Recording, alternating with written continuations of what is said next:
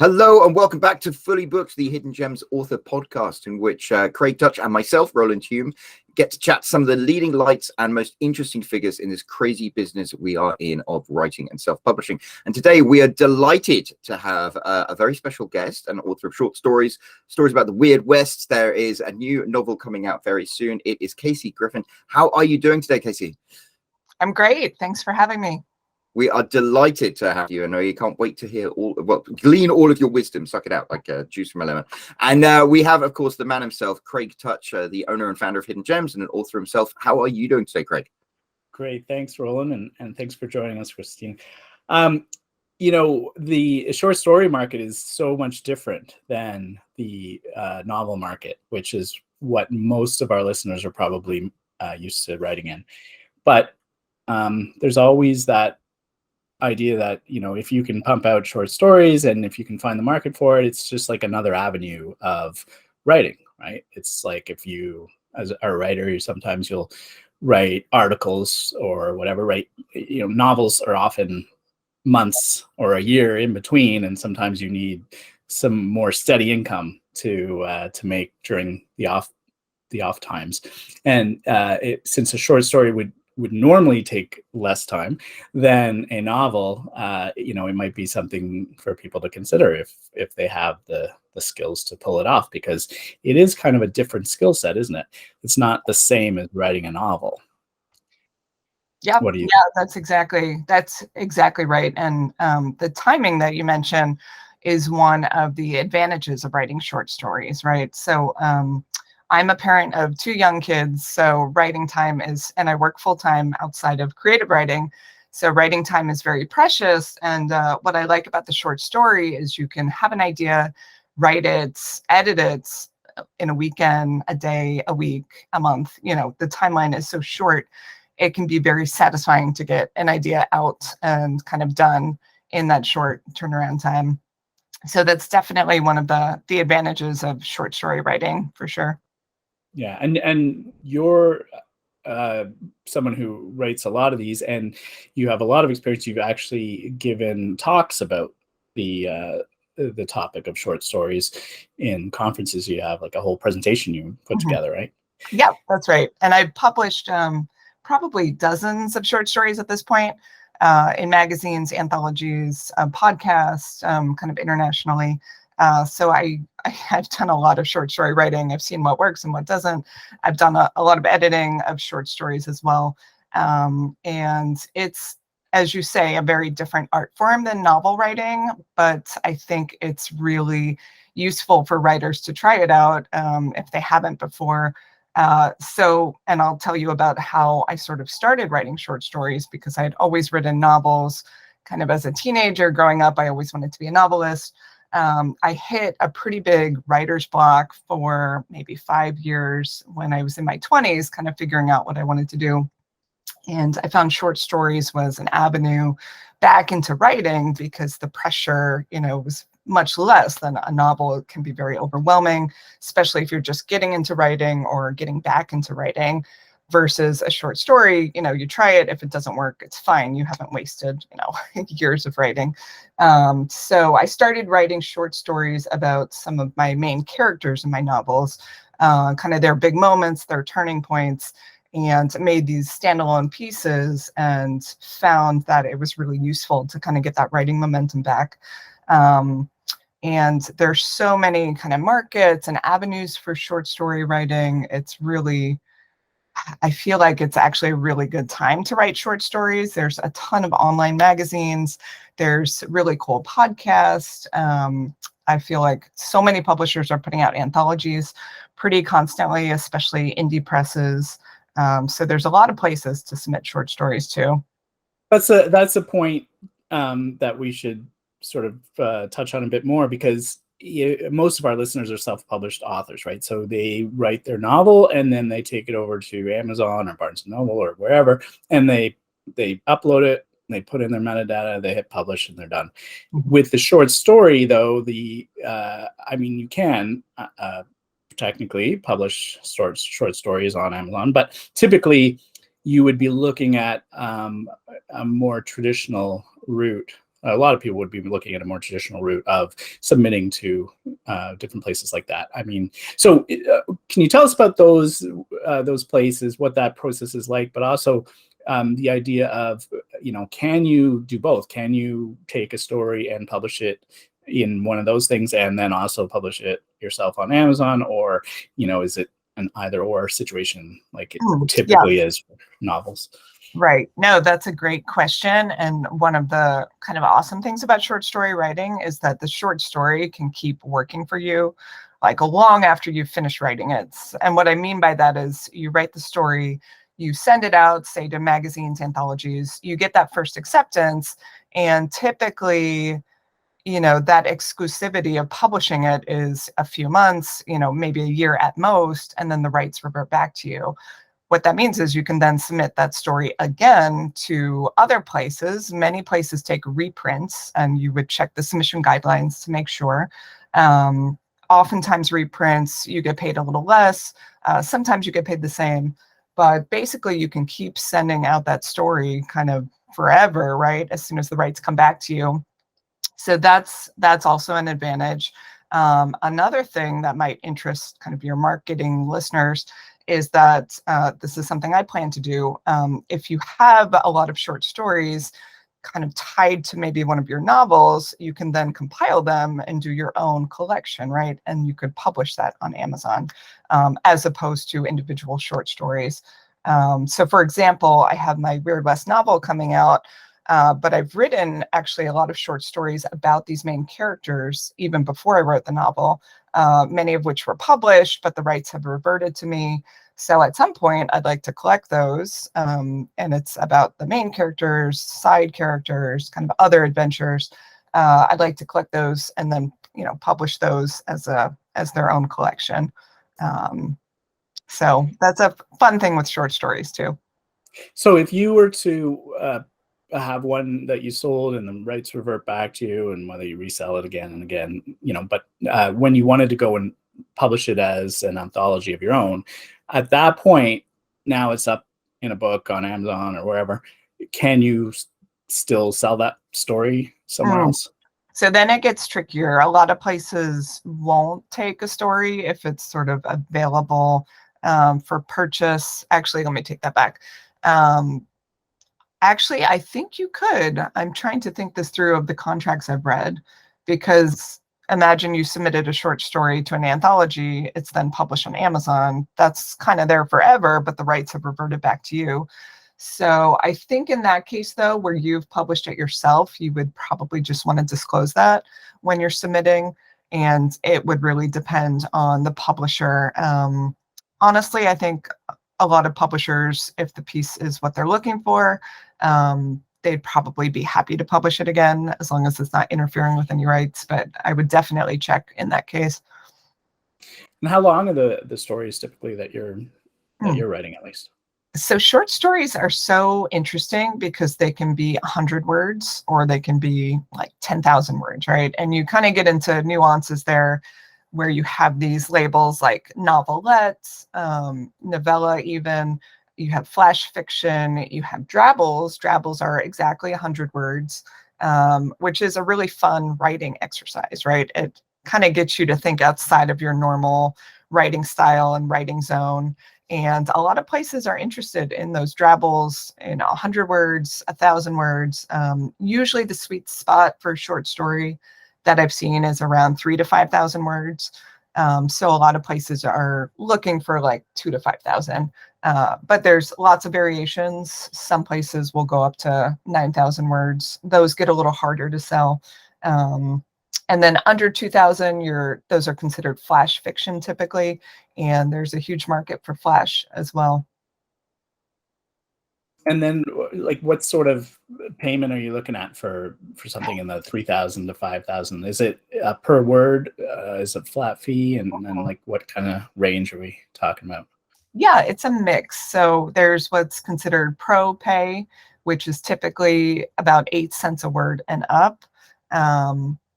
I think it used to be 6 cents, but I believe now most are considered 8 cents and above. Those are very competitive, so it's better to sort of start with the semi-pro A lot of them are flat fees. It's anywhere from $5 to $15 for a short story to maybe $100 flat fee. So there's a huge range. I would definitely suggest, always making sure you are getting paid for your short stories. The exception being, oftentimes people will do charity anthologies. So these are anthologies where all of the proceeds go to some cause. So in those cases, they're typically not paying authors. It's for, some benefit, charity benefit. But typically for those, reprints are welcome. So you could get paid for the story somewhere else and then submit it to a charity anthology. But as with anything, you should get paid for your work. So I would recommend kind of avoiding places where it's exposure only payment. Right. It's still a pretty big range, though. The pro pay of 8 cents a word for 5,000 words is what, $400, and then on the semi-pro you're at $15. Right. Yeah. Huge range. So, okay. So I guess if you are somebody starting out, it's kind of like you sell a bunch semi-pro, and then that sort of adds to your portfolio, your resume when you submit to somebody like a semi-pro place. Is that right? Is that how it works? Exactly. So starting out, I submitted to many places that were semi-pro or like very kind of token payments. But there are other benefits as well. So one of the biggest benefits to publishing short stories I found is connecting with the publisher, the editor, and the other writers in the TOC. So one thing I always do is go on social media and try to find kind of the other writers in the TOC of an anthology or magazine that I'm in and connect with them, share their work, chat with them. And it's been a really great way to meet other writers and learn about the other publishers and editors out there. So that's a huge advantage, I would say, to short stories as well. Yeah. Is there a place that you go that sort of lists where the different places that take these submissions and the genres and the payment and their guidelines and all that? Or is it just like you got to find it from various places on the web? It's a combination. So there are a few kind of genre specific resources I use. Horror Tree is great for horror submissions. They list like tons of stuff that come out. I love Submission Grinder. They have a weekly newsletter. So every Monday they'll send out notice of what's coming up in terms of open submissions, what's closing, what's changing. Super useful. Duotrope is another one. That's a paid service, also very useful.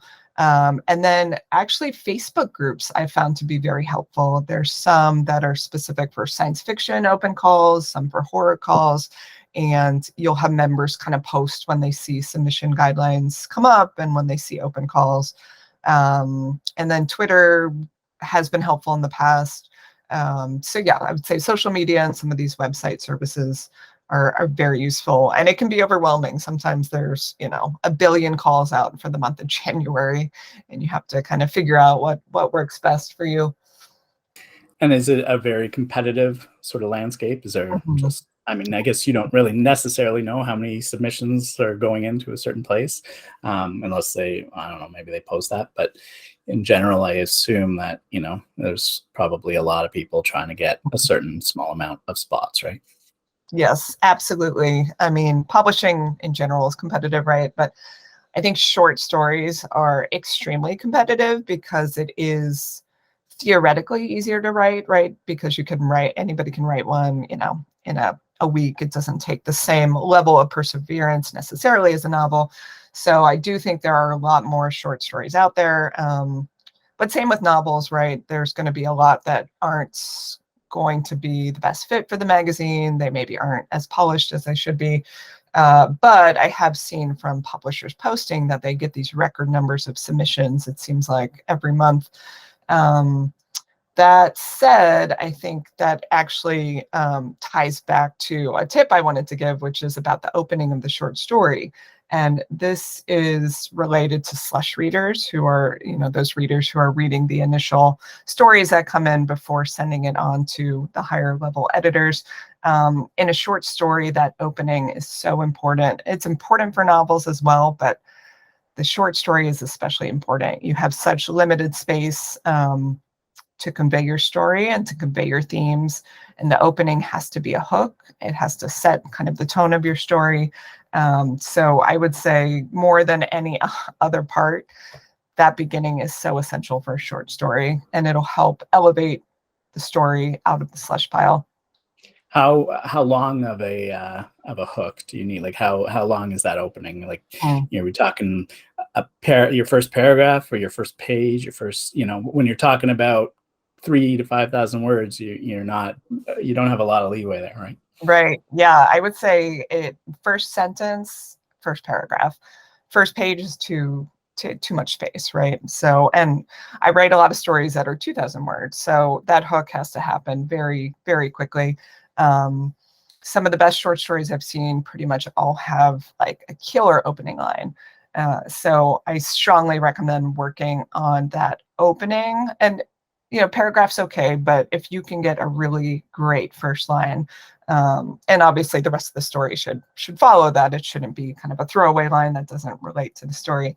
But something where you have a little bit of intrigue, right? Like what can you say in a first sentence that is going to make the reader think, oh, this is unusual. Like, what is this story going to be about? So having that bit of intrigue in the hook is key. If I was to write one, I think my initial thought of how I would go about that, and let's see if this is how you work or if you agree or disagree.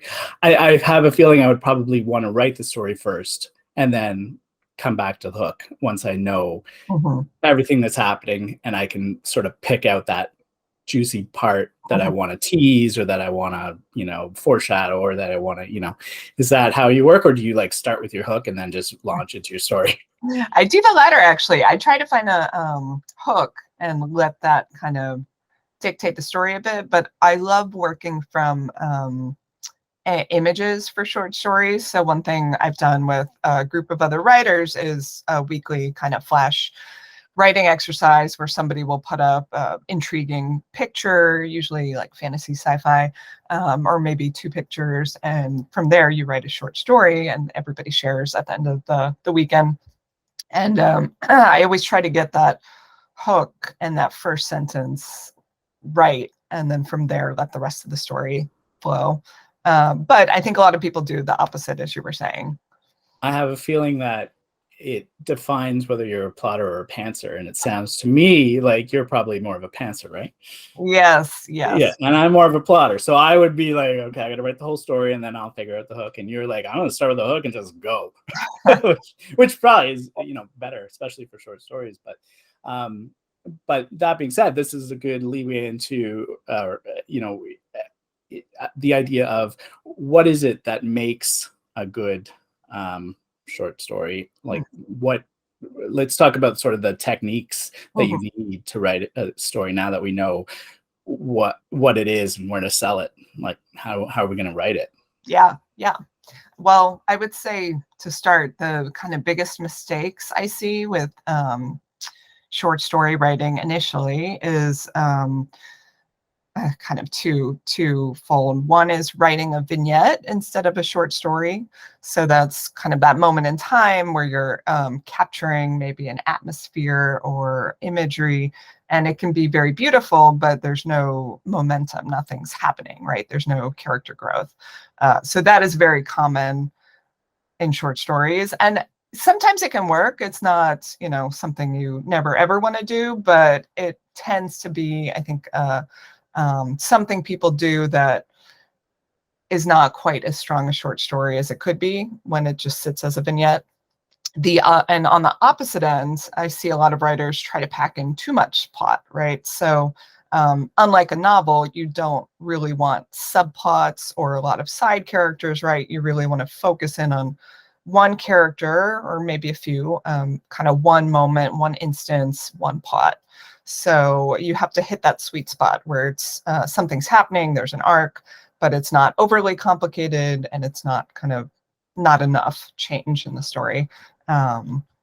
So there's one actually structure I like to use and suggest for people who are starting, And I think of it as 5 sentences, so a 5-sentence story. And it's challenging, right? And you do it, but it gives you the structure that you can then expand on. So the first sentence would be your hook. The second sentence would be sort of scene setting, kind of the atmosphere. Third sentence would be the introduction of the tension, right? What is the character grappling with? Fourth would be the conflict, the incident, what happens? The tension is at its tipping point. And the fifth sentence is the resolution. How did your character rise up or fail to rise up to the conflict? So, very compressed, but it's a really useful exercise to try to do it in 5 sentences. You take half an hour, pick a prompt and just try to do those 5 sentences. And it doesn't have to be strictly 5, but thinking that way can get that story arc like done and there, and then you can work from that. So that's your planning there, that's how you plot. You Yeah, come up with those 5 sentences. Yeah. Right. Mm-hmm. It seems like some genres would be, I don't know, I'm not going to say easier, but there's going to be different challenges per genre. And it seems to me, because you write in science fiction, fantasy, horror, right? I think you've chosen ones that are probably harder in the sense that, fantasy and science fiction books, you think of world building, you think of, you've got a this whole fantasy world with its magic system and its whatever, or the science fiction world that's technologically advanced, or maybe it's an alien, and you have such a limited time to set that atmosphere or world and build that world and have everyone understand how it all works. So how are you able to compress all that? Or is there do people write, or do you write multiple stories within sort of one world, so that then it's sort of like everyone has to sort of kind of know it or follow it along, or is it just like every story is a different possible world that they're in? You have to start over. Yeah, I think so I write every story as standalone, even the ones that are kind of in the same universe. And I think the only time you can't do that is if you have your own collection, right? So people are going to read it through and you don't have to keep introducing the same world elements. But I really love the challenge of that. And my background is journalism, so I've learned how to be very brief with, sentences and words. And I think that is super helpful for short story writing. But I think, it's very, it's just a really good exercise to try to use the least amount of words as you need to get your point across, and to make each word really work for the story, I think is also key, especially if you're writing a drabble, 100 words. Every word in there needs to be carefully considered. Ideally, you would have words doing multiple levels of work, right? Conveying your theme, moving the plot forward, and the challenge there, though, is you don't want to overthink it, because then you lose your flow. So that's, I think, where kind of practice comes into play, and then also reading people who do it really well. I like to point to Hemingway's example that I think everybody knows, the 6-word story, right? For sale, baby shoes never worn. Does so much, right? It's like that iceberg tip that conveys a whole story. So I think thinking about short stories in those terms, like what are you implying beyond the page, is really critical. And that is very different than novels, right? Novels, you have the space to get into all of that backstory and world building. Short stories, you need to imply it more. Yeah, I can't even write an email of 100 words. I can't even imagine that, trying to fit a whole story into that. I'm going to have to look up some drabbles and wrap my head around that. So are you, I guess if you're only getting $10 or $5 to $15 a story for a short story, I imagine if you're selling a drabble, it must be, is it even, do you even get any money back after the fees? Drabbles usually is a flat fee, similar. I've seen them, $15, sometimes more. It totally depends on the publisher. But drabbles actually, I think, are you might have a better chance of getting them published because they are a little more challenging to get those 100 words. And actually, that reminds me of another tip I like to share, which is make your title also work for your story. When you only have 100 words, you know, your title usually is outside of that 100 words. It depends, though, but don't forget about the title, right? You can convey information about the story through that. So that's another aspect I like to think about for short stories. Yeah, that's a good point. Wow, you can use the use that as a loophole to fit 5 or 6 more words in there. So typically, if you had is it a website or different websites that would just publish a bunch of drabbles, and then people come on and then they read them, and it's like, I would imagine, advertising, they're paid for by advertisements on the website, right? You're not selling a drabble to people. I imagine it's free, like the consumption from the reader side of it is probably free, right? Right. Although I have seen print anthologies of drabbles or kind of flash fiction. So that would be a case where it's not free to read. But a lot of people will put it on their website, you know, digital magazines and whatnot. So there's a whole kind of range of publishing these super short stories. Wow, that's fascinating. Somebody said to me resonated, and that was that they were getting tired of books that were big. Like, they liked short stories and they liked novellas and things, because these days we're all busy, and you know, if you've got a stonking 100,000 word book, that's a commitment to get through. Whereas if you read a short story, you can do it very quickly. They tend to have like the satisfying twist, so they give you that little dopamine buzz. And also, in terms of like book clubs and things, if you have a short story, lots of people can read it because it's not a huge 100,000 word commitment, and then all discuss it. And it's, I think short is definitely coming back into style. Yeah, I think that's right. It's nice because you can read a short story on your lunch break, right? Or on your commute. And you mentioned the book clubs doing short stories, and I was part of one that read one of my short stories, and it was really fun because it was, you had a lot of people, a lot of interesting conversation, and it wasn't this huge commitment that not a lot of people can make in terms of longer books. And I have seen a lot of novellas actually recently being published and getting good reviews, and I do think that is kind of a more popular reading right now.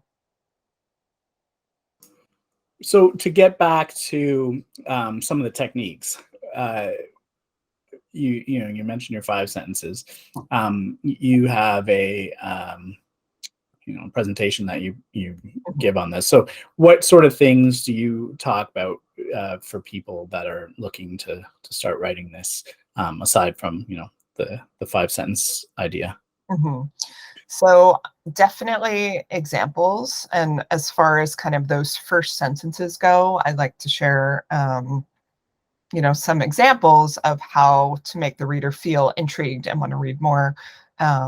There's also a book I love to recommend, which is just brilliant. It's called A Swim in a Pond in the Rain. And it's about the Russian kind of literary masters, their short stories. It's by George Sanders, who's a English professor. And it's like getting a writing class. He writes so well, and he shares like what works in these kind of Russian short stories that I probably would not read on my own. But it is just such a great walkthrough of what makes a short story kind of brilliant and how to do it. And he really dives into all these techniques and tips. So I like to recommend that as kind of a longer read. But yeah, in terms of quick tips, the 5-sentence structure, examples of openings, and usually I kind of ask people what their favorite openings from stories are. This can be from novels as well. And you can just Google, best opening lines, and that can provide inspiration. And what's then, your favorite? You must have a favorite then. Oh, I have. If you're asking other people to come up with theirs, you must have one. I'll put you on the spot there. Yeah. Okay. No, I have it here actually.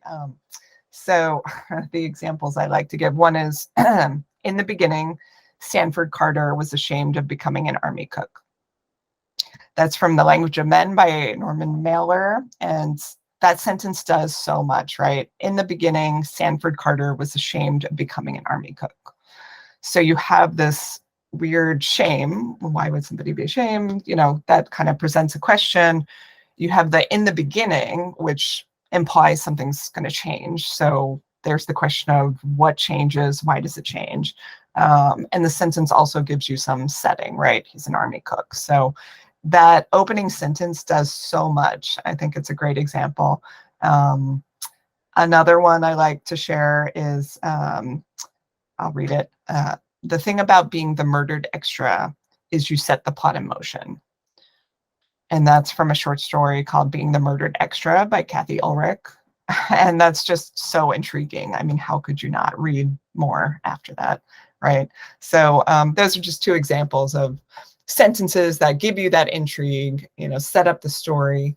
And there's a great quote I love that basically says that your opening is like an opening in chess. It sets you up for success. So I also like to think about that when devising the opening. So it's a lot of pressure, but it's worth it to spend time on it. Yeah, every word counts. Yeah, exactly. That's what I was going to say. It's you know, there's such an economy of language that you have to use to set up this like this hook, this like leave questions in the reader's mind, have them not want to put the book down after reading that first sentence. Right. Seems like you would probably spend almost as much time crafting that first sentence or the first hook that you would for writing the entire story. Pretty much. And actually, kind of bookending that, the ending is also critical, right? Because that's what your reader leaves with. So it's nice to try to develop what's called a kicker ending. So, you know, a sentence or a phrase, something where it's like, oh, the reader is, you know, kind of surprised maybe, but definitely satisfied, similar to novel writing, right? You want a satisfying ending that makes sense, that fits, that's somewhat hinted at, but still hopefully a surprise.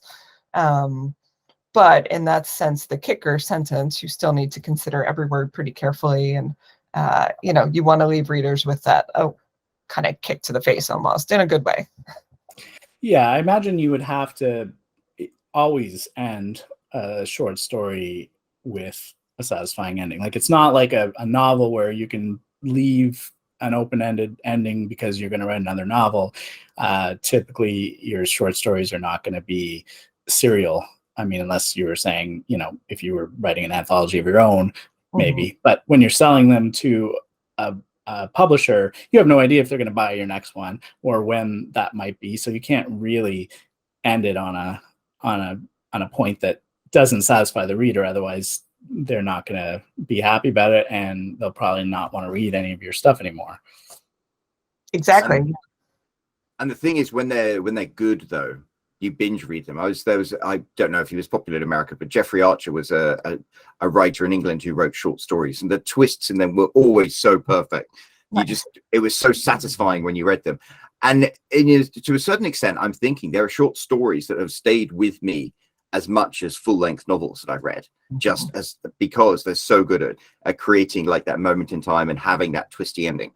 Yes, I love the twisty ending. It's similar to like Twilight Zone or you know, Creep Show, kind of those short stories essentially in film form where they usually have a twist that you're kind of waiting for, and it's just so satisfying, right? And when you read or watch something that doesn't have the twist, it's kind of like, oh, well, that was fine, but I expected more. So do you end yours typically on a twist? I try to. I think a twist is tricky, right? You don't want it to be contrived, like, oh, it was all a dream, or they were actually the aliens, you know, so you have to be careful about those. So I think when we say a twist, it doesn't need to be something so dramatic. It can be something more subtle. It could be something where, you know, it's the character's misstep or just something that is unexpected. Yeah, unexpected is what I was going to say. Yeah. Unexpected but satisfying. That's what Stephen King wrote. It's like an ending should be unexpected but satisfying because it ties in with everything. Right. Yeah. That's exactly it. And that's where I would think you'd want to do a little bit of plotting, and that might just be me. But I would be like stressing over, you know, how I'm going to end it if I haven't sort of like built up to that. with that ending in mind, then it's tough to put a good ending in there if you haven't. Otherwise, you're rewriting it pretty much, which is easier, I'm sure, with a short story than a novel, doing a rewrite, and probably just as, if not more important, your editing and your rewrite. How many times are you rewriting a short story typically? Are you rushing through, getting that first draft in, and then just rewriting it and polishing it up over and over again? Yeah, for me, completing a story is always kind of the most challenging thing, which I think is maybe similar for a lot of writers, whether it's a novel or short story. I have so many kind of half drafts started. So for me, getting to the ending as quickly as possible is key in order to make sure that story lives and doesn't just kind of die a sad half death. The same with novels. So I try to blast through, get to that ending as quickly as I can, and then go back and flesh it out, see what works, see what doesn't. As you say, it's much easier to do with the short story because you're not kind of wasting a ton of time. It's a little harder with the novel because then you're maybe going off in lots of directions and getting frustrated or kind of lost in the story. But with the short story, it's kind of fun to do it that way.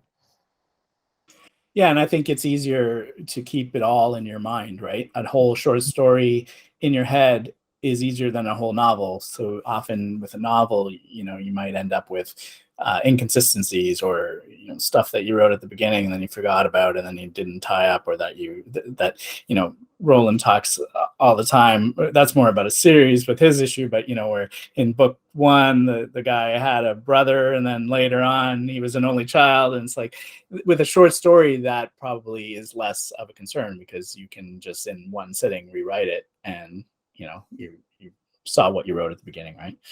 Yeah, for sure. And it's one of the reasons I also recommend trying short stories to people who are not really writing and want to, or they're stuck in a slump, because you can write it in that weekend, that day, that week, especially for those of us that maybe have, really intense schedules and it's hard to maintain the novel writing. The short story is just a great way to do it and to kind of get the writing muscles going again. And the other nice thing too is you can send it out pretty easily for somebody to read and get edits back to you, as opposed to a whole novel is more of a commitment for beta reading. But for short stories, it's, very easy to find another writer and exchange stories and, get feedback in a few days. I think you'd have to be incredibly creative.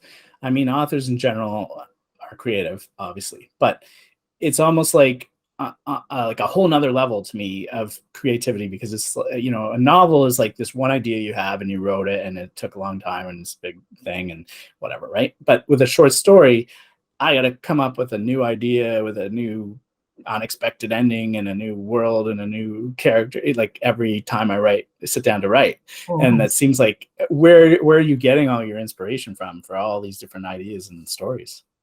Yeah, so I actually I get a lot of ideas more than I can write, which is a nice problem to have, right? So I just kind of keep a long running list.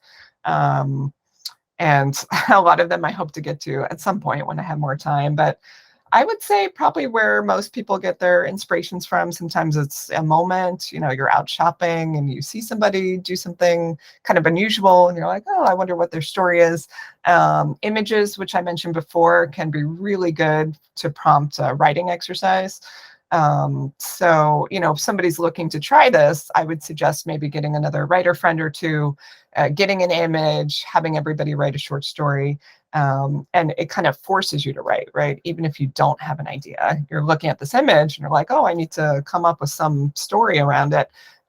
So if you're totally stuck, that's a really good way to get ideas. And then the other thing people do that I've seen is you look at the submission calls and you can actually write a story for the submission calls. So for example, there might be a submission call for Killer Mermaid anthology, right? So there's your initial idea, and you can start writing whatever your vision of a killer mermaid is. So the submission calls are that specific, or is that? Yeah. Which is good and bad, right? Some are so specific that usually I don't have any stories I can submit. Others are broader. Some are just, any horror short story, send our way. So it's really a huge range. And I think that's why it's good to look on some of these websites or get some of these emails that tell you about the open calls, because then you can quickly scan, see if anything catches your eye, either to write a fresh story or to submit a story you have already. Wow. I thought that the submissions were kind of like, we're publishing a new anthology next week, or, not next week, but, I didn't realize they were like, right, we're looking for stories about killer mermaids or whatever. It almost seems like they're basically, that's almost a way to ensure that they're getting unique content, is by saying explicitly what they need. It makes writers have to write something for that submission, I think, instead of like just dusting off an old thing that they've published before or whatever. Yeah, which actually reminds me of a funny instance. There was a indie publisher, was it 2 or 3 years ago, who was doing a pizza horror anthology. So horror stories somehow involving pizza. Oh, I thought you said it's a different word then, and I was like, but pizza horror. Pizza, right? So pizza delivery, whatever, you can think of like different stories for that. But apparently they got, I don't even know, hundreds and hundreds of stories. And then for the next year, you had anthology editors saying, oh, I don't want another pizza horror story, because you had all these people who had written pizza horror stories that didn't get published. So they're then submitting it, to these other places. So there was this kind of running joke about pizza horror for a while. So that is a danger too, right? If you write a story that's too niche for one anthology and they don't take it, you kind of have this random story that might be hard to sell elsewhere. I'm going to be Googling pizza horror after we finish. It's a really good anthology. It's you should check it out. So unfortunately, we have reached the end of our time together. Oh, this has been a fascinating conversation. You know what? The wonderful thing about short stories are that they're a great way to get you into writing again if you've been out of it. So I'm like, yeah, it's been very inspirational listening to you. Where can people find your stuff, your stories? Where can they read? Yeah, so my website, KC Grifant, GRIFANT.com, and I'm also on all the social media networks at KC Grifant. So I have actually my short story list up there. Some are free to read. So yeah, come by and say hi. That is wonderful. And Greg, do you have anything else to say before we wrap things up? I agree with you. Like it sort of makes you want to get into short stories just to sort of get back the flow of what you were doing. Like I haven't been writing for a long time because I started Hidden Gems, and then that took up all my time. And I'm like, yeah, there's no time at all to write novels anymore. But maybe there's time to write a short story or two. It's like I get a lot of my writing,